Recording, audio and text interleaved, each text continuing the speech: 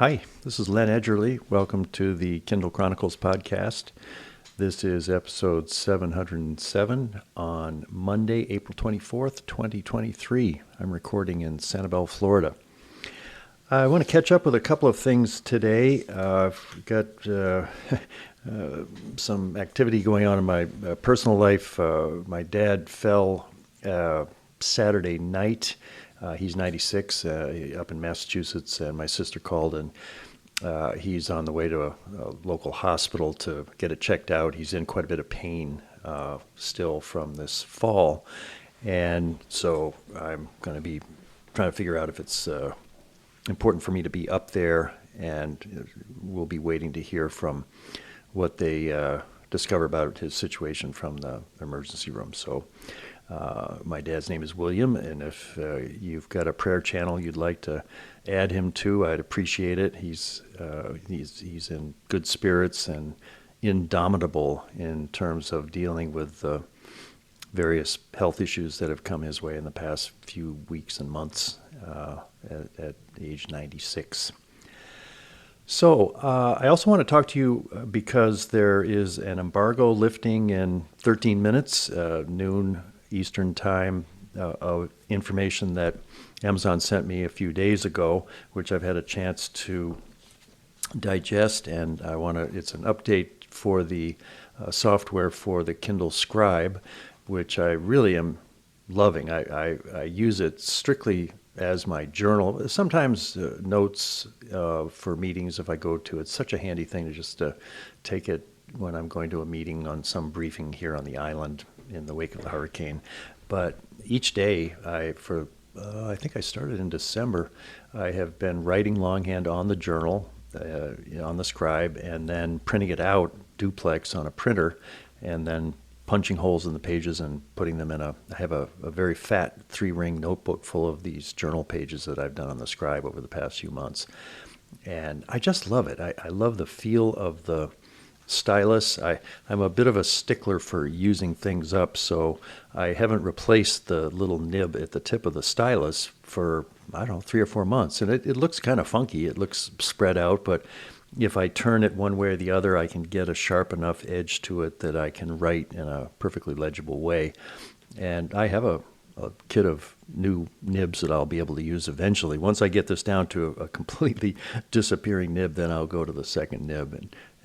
But it feels good, and I've got the button on the premium stylus program so that if I press on it while I'm dragging across something I've written, it'll highlight it in a way that's very handy as well. So the items which are being announced at noon, 9 a.m. Pacific time, the first one I was not able to make work myself. I called Microsoft. It's about send a Kindle from Microsoft Word.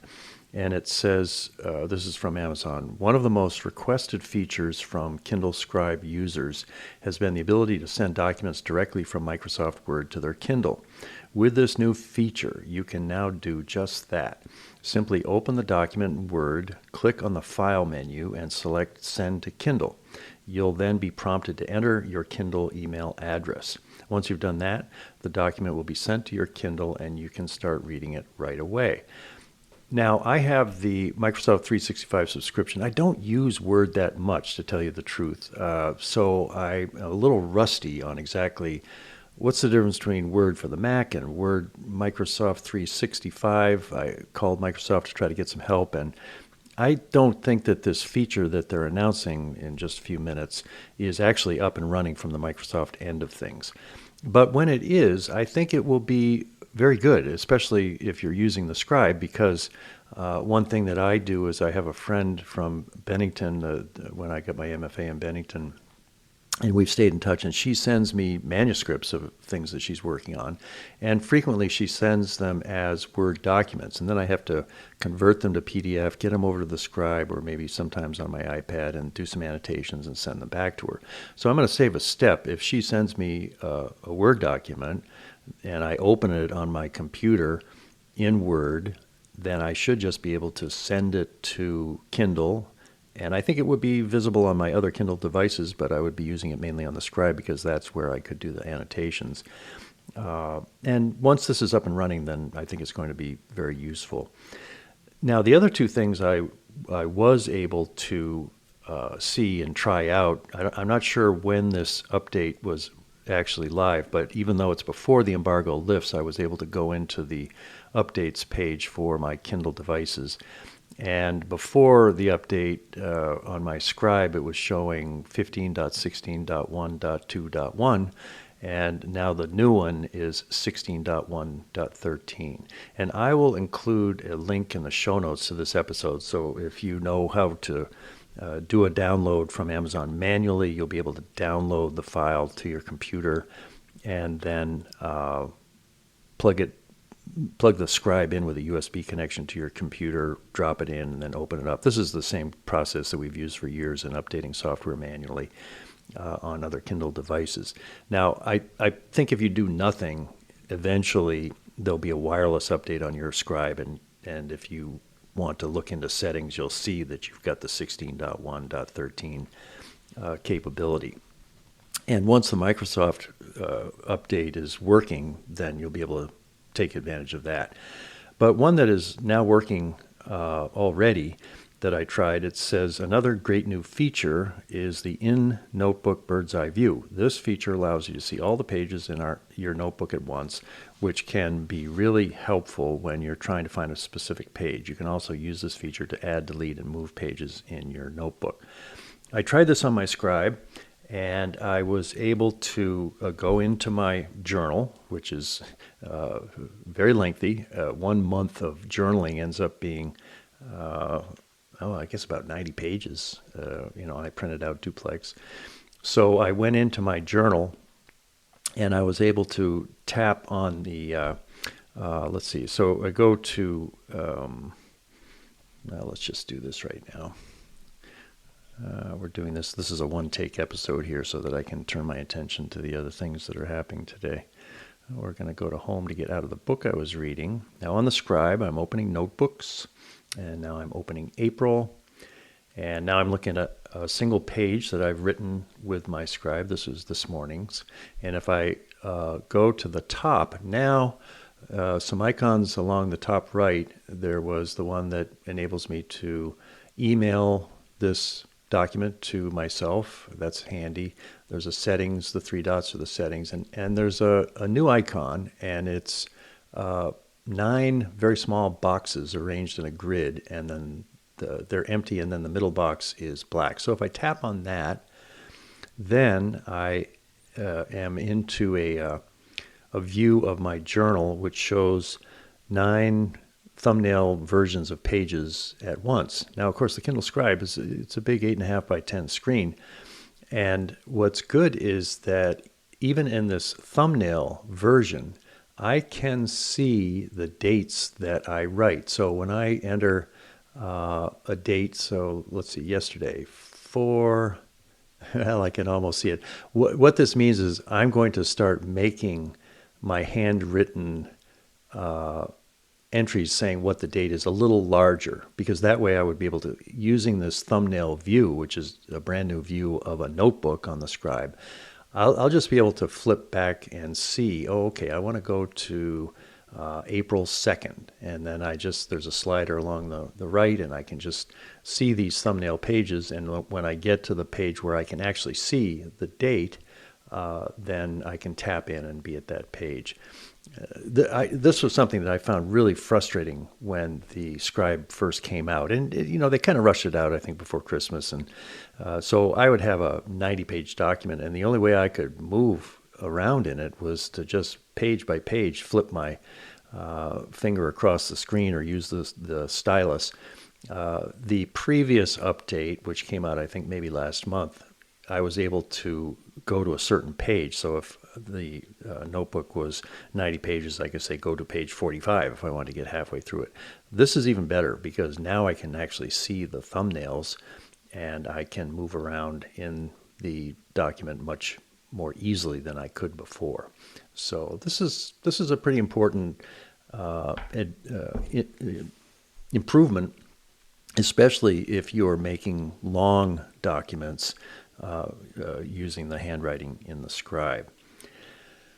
The other thing which it mentions, PDF reading and annotation improvements. The Kindle Scribe has always been a great way to read PDF documents. I have seen that.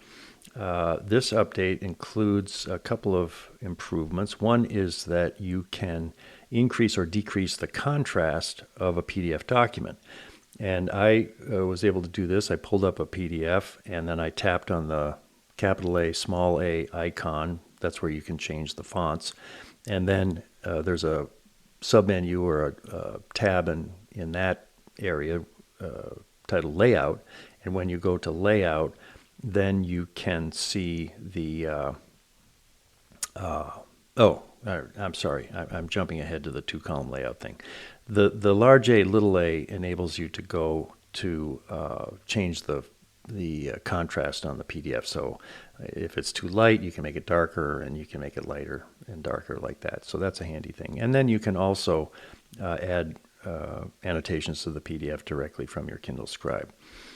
The other one, which I was talking about earlier without meaning to, two-column layout setting in landscape book reading. So here, if you go to the big A, little a, and then you go to layout, there's an icon that shows the columns. How many columns are you looking at? You want to first go to landscape so that you're looking at it from the horizontal view, and then if you tap the icon that shows two columns of type, you get a nice view of two columns of type. And I don't know, I think I still prefer seeing the full page, so that I like to read in profile, and I'm not using this two-column type. But I think just for variety and maybe just personal preference, you might enjoy reading a book. Now, here we're talking about a Kindle book as opposed to a PDF, that you can just read it this way and see the two-column format. So that's some improvements, and I think they are available. I think the Microsoft one is maybe coming pretty soon, and I'll have a link so that you can do the manual update if you can't wait for it to come over the wire. The one thing I was hoping would be in this update, and it wasn't, is cut and paste or copy and paste, because when I'm writing longhand on my notes, this is more, I think, particularly the case if I'm taking notes at a meeting. Sometimes there'll be something in my notes and I'll want to maybe circle it and then copy it to put it into another document, or maybe move it around in the document. This is a very handy feature that has been part of the Remarkable tablet for a long time, and the iPad as well. I think that's one that I bet they're hearing from customers saying, hey, how about cut and paste? How about copy and paste? That would be really handy. So I do hope that one is one of the ones that's coming next. Now that we've had 2 updates to the Scribe since it was released back in the fall, I'm pretty comfortable with the sense that the team there is improving the interface steadily. Here it is April, and we've had 2 updates. And I'm sure there are going to be more. And as they take care of the ones that everybody's asking for, the kind of basic ones like the navigating the long document and the PDFs and cut and paste if that comes, then maybe they'll get a little more creative. You'll see some things happening on the Scribe that you can't do on the Remarkable or some of the other similar tablets.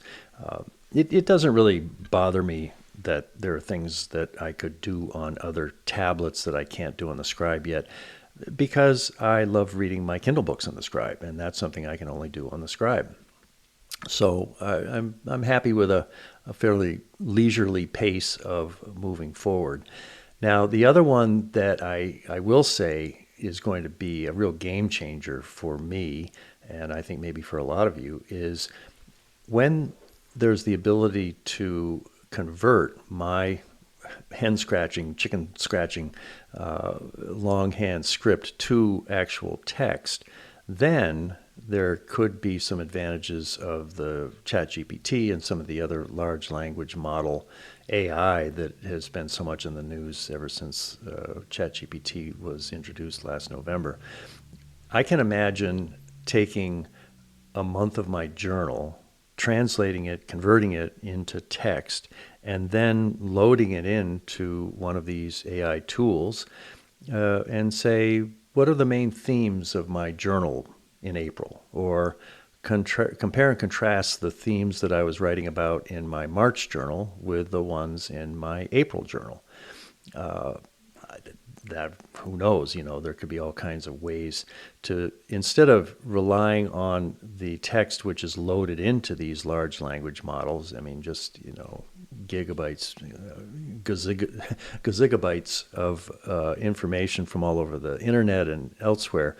But if I could load my own stuff into one of these models and then have the AI answer questions and help me to kind of use the material that I've been writing each morning, I think that would be fascinating. And the creativity of that has to do with the fact that I'm journaling in as creative a way as I can. It's not sort of Dear Diary stuff like I wrote when I was 7 years old when I first started my journaling.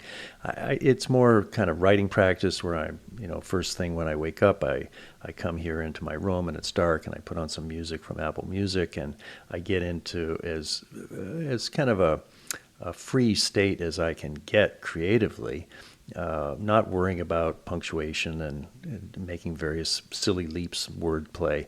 But it's a kind of writing that is sort of a first take on things that I'm thinking about, things I'm worrying about. I'm writing about Dad's situation and just all different kinds of things and the continuing work after the hurricane.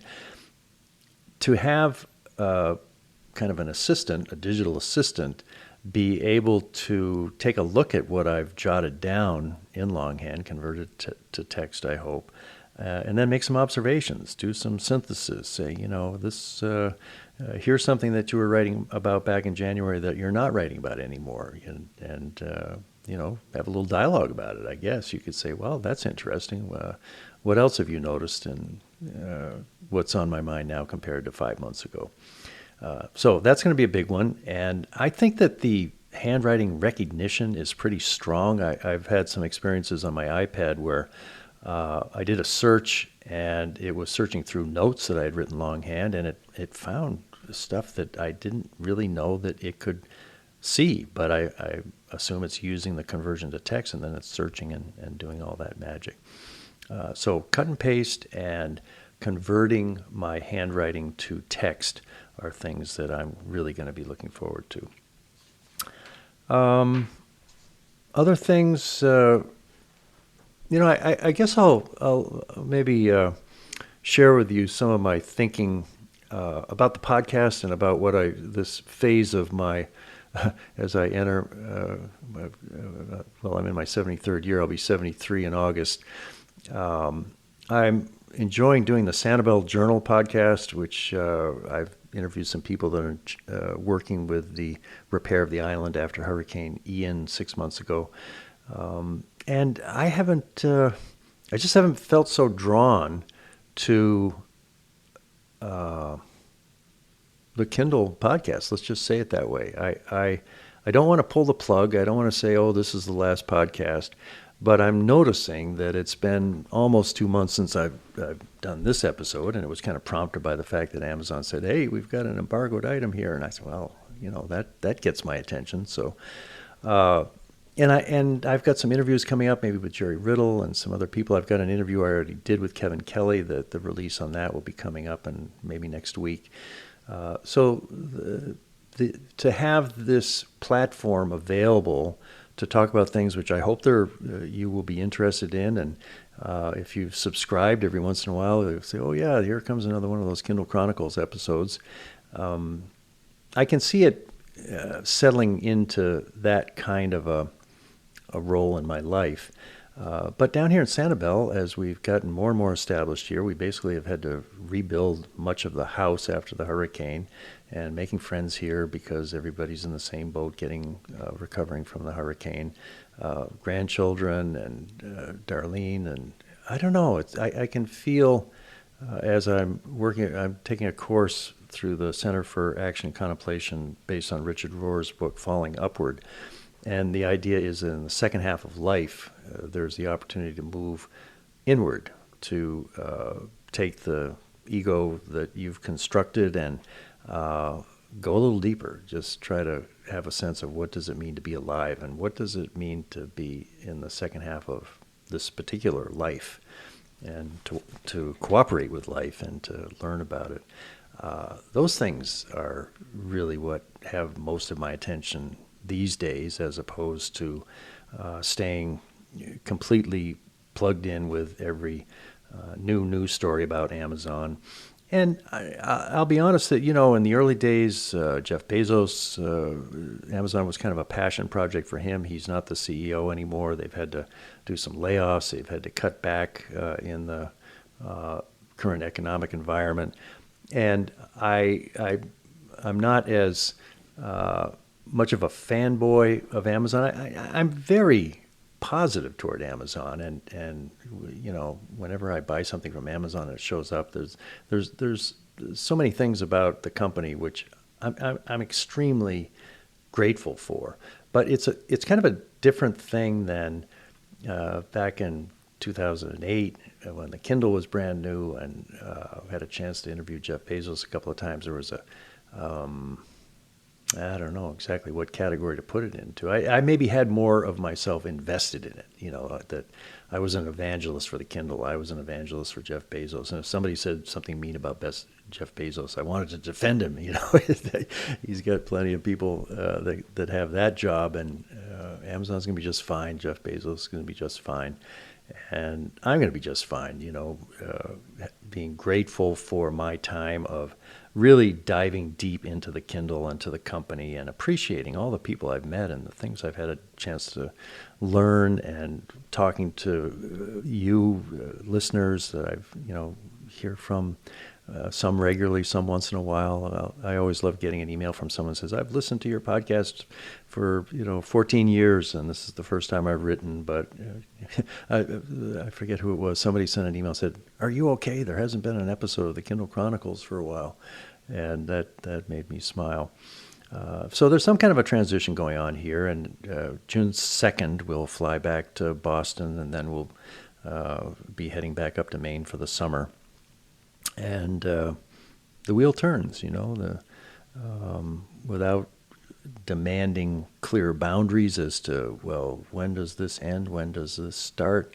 I think I'm feeling a certain peacefulness about what the frequency of the podcast and the role it's playing in my life. And I'm open to, there could be things coming up that just really get me all engaged again at a new level. So it's a place of opportunity for me that's changing from what it was even a year or 2 years ago, and that's kind of the way it is. I'm going to close with something I recorded with Darlene a week or two ago, and that was the last time I thought, I've got to get an episode of the Kindle Chronicles up, and it was raining out. It was a thundering rain, which was really nice because it helps the island to get green whenever the good fresh rain falls, and some of the ponds in the island are full of brackish water that came in with the storm surge. So we were pretty happy to have the rain happening. And so as we finish up here, I'll switch over to, we'll do a little time travel here to when I was talking with Darlene and it was raining here on Sanibel. Thanks for listening. If you have any thing you'd like to have me respond to, or ideas, or just say hi, you can send email to podchronicles@gmail.com. I've also got a new email address, a little easier to remember. It's sanibeljournal.org, len@sanibeljournal.org. And love to hear from you. Thanks for listening. So it's been 6 months since the hurricane. Wow. We've been here since December 1st. It's true. How are things going? They're going very good. We're actually getting stuff done. Really? Yes. We're in our house. We're in our house, and we have the furniture, and it's the floors, the walls, all that. So that's really great. There's still a lot to do, and we're talking about starting to paint the outside of the house. Ooh, there's lightning. And, woo! Whoa! Wow. And we're getting fabulous rain, which we need to get rid of all this salt in the ground. Where's Sophie? She's on the couch. You should get her. She's scared. Keep talking to her. And so that would be really exciting. If we get it painted, then they can fix the lanai. And what happens after that? Oh, and if we ever find the railing guy for inside, then we could Right. get the railings done and the carpet done. Elevator repair. Elevator repair. There's one elevator guy from Sarasota to here, but we're working on getting him here. We were supposed to get him in March. Yeah. And what else? I don't know. Something else we have to do, but it's coming. We have someone coming from the Sanibel Captiva Conservation Foundation, SCCF. But not till May, and we leave in June, so that's They're going kind to maybe give us a plan to redo the landscaping with a lot of native species which don't need water as much and fertilizer. of right. And I need some shelves in the closet of my room. Right. There's all kinds of things to do, but it's a house. It's a house. It's a house Yeah. you can live in. And our furniture, it's so nice to have a house with couches. I miss Lola, the motorhome that we rented for a month in the driveway that was converted from a Fort Myers municipal bus. But I have a room at the front of the house. And one of the cool things about my room is that I have the desk set up with my computer and monitor looking out at our street. And we live right across from what they call a right-of-way. It's basically kind of a park where people can walk between our street and the next street and then go down to the beach on the bayside. So I get to see probably 5 to 10 people walking their dogs every morning. Mm-hmm. And we know most of them. Yep. Yeah, there's, Vicky and Bob. What's their dog's name? I can't remember. I thought you knew all the dogs' I names. don't know theirs for some reason. I don't know that dog. But you're right. We know more dog names than people names. And Sue and Gary bring Waldo in a wagon because he can't walk too well. Right. Yeah. And Leslie's back here, so she brings Angel. He's this wonderful dog. Yep. Who And Sophie else? goes out to visit with him sometimes. Phil brings his dogs by. Yep. Everybody comes by. It's just great. And we're getting to know the neighbors largely through pickleball, but other ways too. Yep. And we went blueberry picking yesterday. Blueberry picking in April. Yes, March and April you can go blueberry picking, and then I distributed blueberries to all the neighbors. It was really fun. With our friends Margie and Gil, we drove about an hour and a half to La Belle, Florida. Mm-hmm. It was a huge blueberry place, bigger Yeah. than any of the ones we've done in Maine. No? I don't know. Similar size. Similar sized, yeah. Berries were good. How would you compare the berry picking with Yeah, Maine? it's different than Maine, but it is good. Yeah. It takes longer to fill a bucket, Yeah, right. so Yeah, those Maine blueberries, you put your hand up and you come back with 6 berries without yeah, right. even winking. It's true. We've been doing a lot of reading on our Kindles, And watching TV, watching TV. find some new series. Our favorite series that we've seen recently was from South Korea. Yes. What was it? Amazing In the Attorney Woo? incredible, Extraordinary. extraordinary. Extraordinary Attorney Woo. Woo. About an attorney for a big firm in South Korea who's on the spectrum, and it's just beautiful. Fabulous. We highly recommend it. Yeah, her acting is incredible. She has this very choreographed way of going through a doorway that has something to do with the autism. And it's just like ballet. It's just so beautiful. I find myself, when I go through a doorway, I think of Attorney Woo. Okay, well, I'll go back and talk a little Kindle and technology, but I thought people would want to hear that we're both okay, and Sophie's Yes. okay. And we miss Deb. We miss Deb. She Deb went went back to Omaha. The 1st of April, so Yeah. we miss her. But she's busy doing her yard, so Right. And we'll be heading back to Cambridge probably right around June 1st, yeah, then heading up to Maine. So this winter's gone fast. it has. Mm. Gotta go. Thank you for joining us. Have a great day.